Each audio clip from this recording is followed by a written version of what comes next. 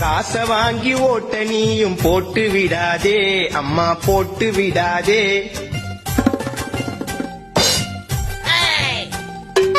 ஓட்டு கோழி பிரியாணிக்காக கூட்டம் போகாதே அப்பா கூட்டம் போகாதே.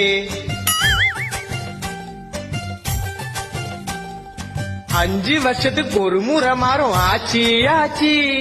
கண்ண முடின்னு ஓட்டு போடுறோம் மாத்தி மாத்தி. அம்மா வச்ச குழம்பு காரம் காரம். இப்படி இருந்தா நாடு எங்கப்பா மாறும். உள்ள யாருமா? வணக்கம். வர தேர்தல மறக்காம எங்களுக்கு ஓட்டு போட்டுருங்க. ஐயா ஜெயிச்சாருனா மக்களுக்கு நிறைய நல்லது பண்ணுவாரு.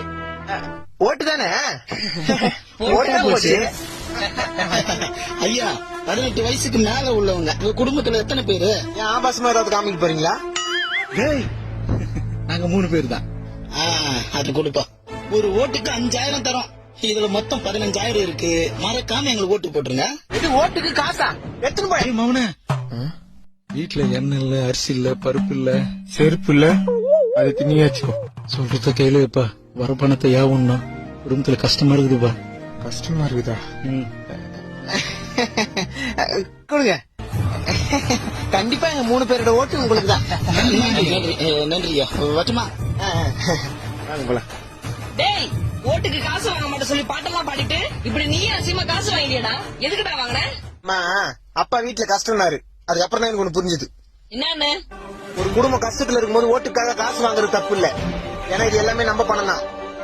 ஆனா ஐயோ ஓட்டுக்கு காசு வாங்கிட்டுமே, காசு கொடுத்தவங்களுக்கு ஓட்டு போனவங்கிறது தான் தப்பு. இப்ப என்னதான் சொல்ல வர? என்னைக்குமே மக்களுக்கும் நாட்டுக்கும் நல்லது பண்ணுவாங்கன்ற நம்பிக்கை யாரு மேல வருதோ அவங்களுக்கு தான் நம்ம போடணும் ஓட்டு. டேய் மகனே, நீ சொல்றது எதுவும் புரியாது.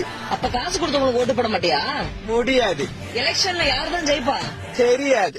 டேய், அப்ப வந்து போனவங்களுக்கு நெஞ்சார்ந்த நன்றிகள்.